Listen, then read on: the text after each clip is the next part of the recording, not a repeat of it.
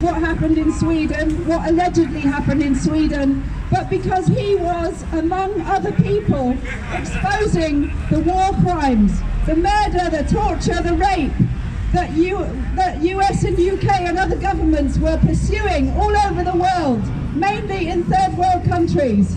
And we know very well what women suffer in other countries and here, because at our Women's Centre, which is called Crossroads in Kentish Town, we work with the Global Women Against Deportations campaign, and big part of that is the All Africa Women's Group, who are busy now, today, opposing Priti Patel's Nationality and Borders Bill, which is in the Commons as we speak today.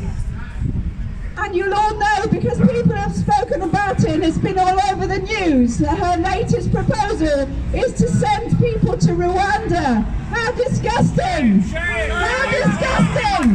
This is just fascism! She's calling for people to have their lives ended. And we all in this country and in other countries are getting together to say we all have the right to be here.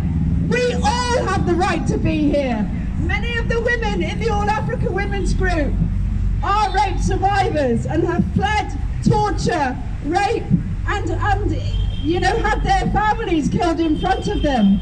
Some have been from Rwanda, others have been from African countries.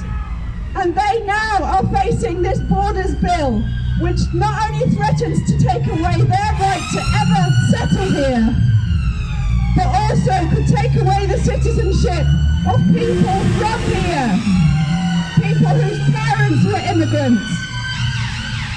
And we have to say there's a massive anti-deportation movement in this country, which is rarely highlighted by the big organisations. But even the Archbishop has come out against the Rwanda proposal. We cannot let these things pass. We also cannot let pass the police bill.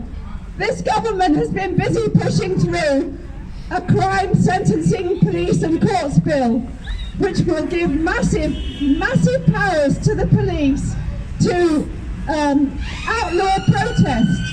We all do protest, women in particular. We organise protests every week. We're protesting for the environment, for our rights against rape and domestic violence and other violence. We're protesting against the police who are doing themselves, are attacking women, are themselves exposed as racists, rapists, misogynists, and against people with disabilities and people who are queer. And we have to call out their crimes, because they and the Crown Prosecution Service also have decriminalised rape. It's okay for them to do it, but it's not. But they will allow it to happen. They will not investigate properly. They will not prosecute properly. The conviction rate has fallen so low; it's practically no longer illegal to rape.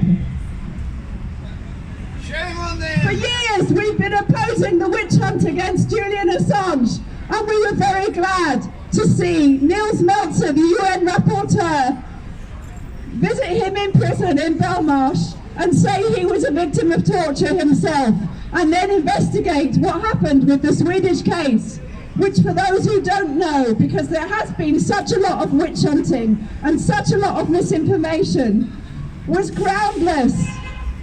It was a totally corrupt process. We've never seen such a corrupted investigation into sexual offences. He was never charged. They went after him for more than 10 years. All the media in the Western world called him a rapist. He was never charged, let alone convicted. And this is what they've done to stop people supporting him. And it's been successful.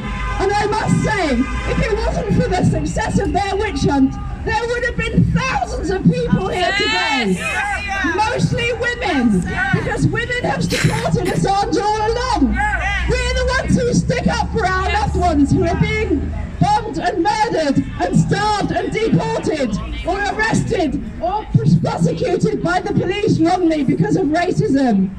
And we're the ones who are defending our environment including, as others have said, in third world countries, multinationals, oil companies, and all kinds of other companies are stealing the resources, the natural resources, in countries like Africa, in Thailand, in Burma, places where they have brought in military dictatorships, and they're constantly raping and killing people. And these people are peasants, villagers, indigenous people defending their land from being ripped off, poisoned, stolen, and they are giving their lives as human rights defenders. And we have a responsibility in this country to do all we can to support people who are struggling wherever we are in the world, because all of our struggles are connected. And what Patel is doing here, she is doing the US bidding, but she's also doing Modi's bidding, who is persecuting Muslim people, who is persecuting farmers, who is persecuting the population of India. They're trying to get through a bill at the moment. People are trying to get through a bill against rape in marriage in the Indian parliament. And so far, the judges are out. But they've been trying for years and it's been blocked. But there's a huge anti-rape movement in India. There's a huge anti-rape movement in Thailand, in Burma, in many countries of the world, in Africa, and most of this is hidden. We're portrayed as helpless victims, and then we're denied the help that we are entitled to when we come to places like Britain. So stop the Borders Bill, stop the Police Bill, and stop all of the corruption that has led us to this point, and the corruption that's being expressed today in this court case, in this whole extradition procedure. No extradition! No extradition! No extradition!